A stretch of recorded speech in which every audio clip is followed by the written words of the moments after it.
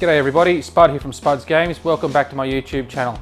Tonight's video, I'm going to be running you through my latest pickup from Limited Run Games. Stay tuned.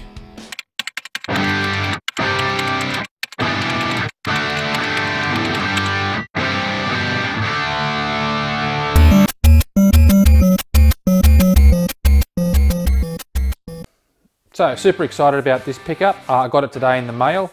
It's not a retro video game or anything like that, although it was based on a retro video game, or a remake, that's for sure. But this one's from Limited Run Games. Now, I've got a lot of stuff from Limited Run Games previously. I kind of stopped buying from them because they weren't releasing games that I wanted to play. And I was thinking about going for a full collection from Limited Run, but you know, it's just started getting a bit much. You know, and there was a lot of games in there that I just didn't think I would play, or they look very similar to other games that I had in my collection, and it just started getting a bit much. So I kind of put a pause on Limited Run Games for a little while until this one popped up. Now, the game that's in the box here is one of my favourite retro video games of all time. If you go back through a few videos through my Sega Saturn collection that I did, you'll see that this sits at number, I think, 3 or 4 in the Sega Saturn must-plays, or my favourite Sega Saturn games. So you can probably guess now what I've got from Limited Run Games, and if you can't guess what it was or what it is, then it is this beauty, Panzer Dragoon. Now, I know this game has been released for a little while now, and it's been available digitally, but as soon as I found out that there was going to be a physical version released, I paused everything in regards to the digital version of Panzer Dragoon because I wanted that physical game to play. Now, I had a quick look at reviews at the time as well, and they didn't get raving reviews. Like, I thought this would be the easiest game to remake and get rave reviews because it didn't seem too difficult. But you know, it came out, it seemed like it was quite buggy. And this is purely based on feedback because I never downloaded it. I didn't want to ruin the image I had in my head from the Sega Saturn days. So I put a pause on it, but once I found out the physical copy was coming out, then I had to get it. Now, going back through the reviews and doing some research, I found that it looks like they've fixed up a lot of those bugs. So I'm really keen to play this game, and especially now that I've got a physical format. I don't really want to compare it to the old one because it's a different game, it's on a different system. I'll actually be playing this on a PS4, so totally different. I'm going to treat it as totally different games. So that's how I'm going to treat it. But let's talk about what I received from Limited Run. I actually forgot what I thought. I just ordered the normal version of it, but as it turned out, I ordered the collector's edition. So the collector's edition obviously comes with the game, as you can see here. Now, opening it up as well, obviously comes with the game disc. And what I thought was a manual, but it's actually not a manual. It looks like a manual, but it's more of I suppose, a run through or a guide on the thought process and what's behind the remake of this particular game. So, gives some nice insights there. Quite a nice read. It's not long. It's only about half a dozen pages or so. But you know, it's a nice little, it looks like a manual, but it's not really a manual. So one other thing you get is the reversible cover. It's not really reversible, I suppose, but it's more of a poster on the other side. A lot of PlayStation 4 games do this, and Limited Run Games do it as well. So but yeah, it's not reversible, so to speak, because you wouldn't go and stick it sort of on the outside of the game box, but nice touch nonetheless. But I managed to get the collector's edition, which is good because they come with some really neat features and stuff that you know that I as soon as I saw it, I got really excited. So the first thing it come with is this.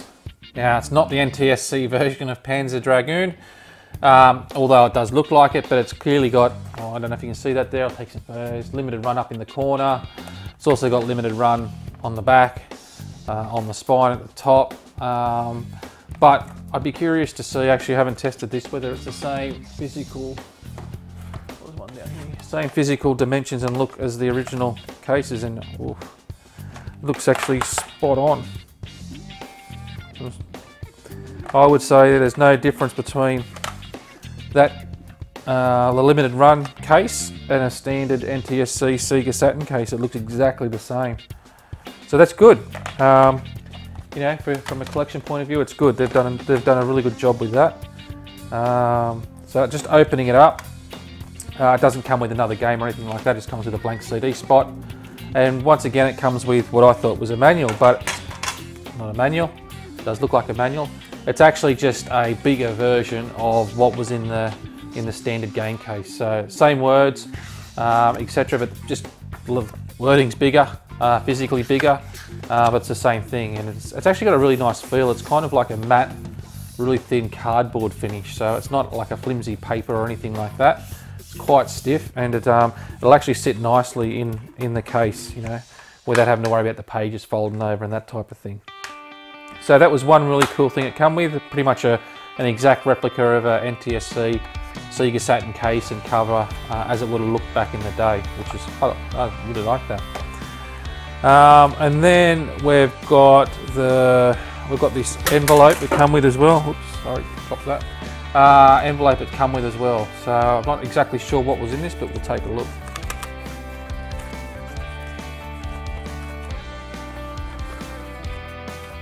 Okay, so there's another cover. And a standard limited run card. I think that's it. So this is the first time I've looked at it. I did open it, but I thought I'll save looking at it until I did the video. So it comes with the limited run card. All limited run games come with the card. Pop a photo up of that. Comes with this, I suppose, an alternate cover. Now that side of it looks the same as what the standard PlayStation 4 cover was. But rather than have the poster look on the back, it's actually got the Sega Saturn look cover. So this one is a true reversible cover. So if you wanted your PlayStation 4 game to look more like the Sega Saturn version, then you have the replacement cover. But what I'll probably end up doing is, oh hang on, there's one more thing. So what's this? Clever Fun. So this looks like just limited runs, like an advertising material for limited run. So they've done, okay, so they've done like a retro magazine type look, which is pretty cool. A lot of their retro reissues in 16-bit style indie games. There you go. That looks like some cool games that they're releasing or have released. Battle Axe. I'm pretty sure I pre-ordered Battle Axe on PS4. What else have we got there? Castlevania Collection. Super Hydra. I thought that was already released. Anyway, that's pretty cool. But that's just that's not part of the collection itself. That's just some limited run advertising material there, which I'll keep with all my other cards and stuff that I've got from limited run. But what I'll end up doing, I'd say, is that reversible cover. I'll just have a quick look how it fits in here without damaging it too much. I'll just sort of roll that up, put it in there. That'll fit nicely. And the alternate cover, or sorry, the standard cover I should say. I'll just sort of roll them up together.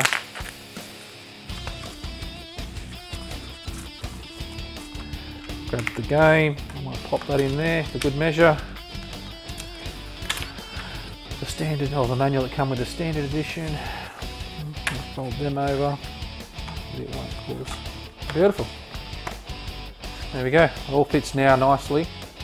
Oh, does it fit nicely? Yeah, it does fit nicely. I just hadn't clicked down. Fits nicely inside the Sega Saturn case. So that's really neat.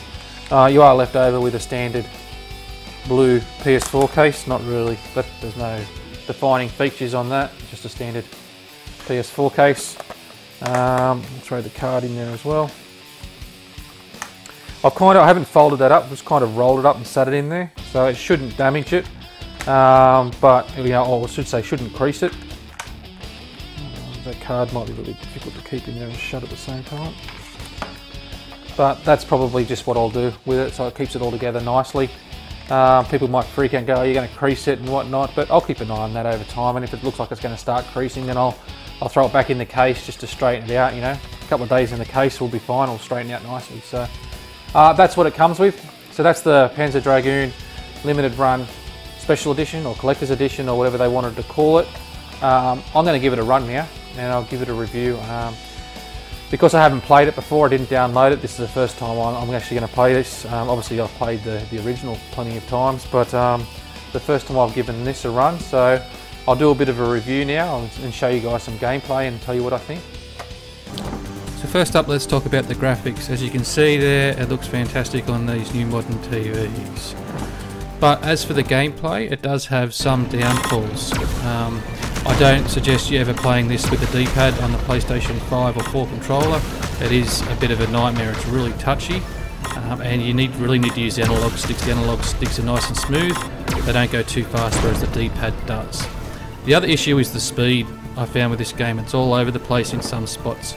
As you can see there, you know, the Dragon speeds up really quickly and then slows way back down again.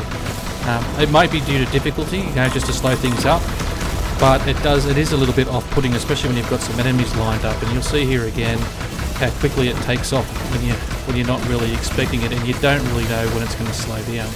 It doesn't happen all throughout the game, but it does happen in some awkward moments. But having said that, that's probably the only real two issues that I found with the game. The sound's really good. The controls, as I said, as long as you use the analog stick, are really smooth. And I think this gives, or pays really good homage to the original game. The graphics could have been, I suppose, done a little bit better in some spots and a little bit more detailed.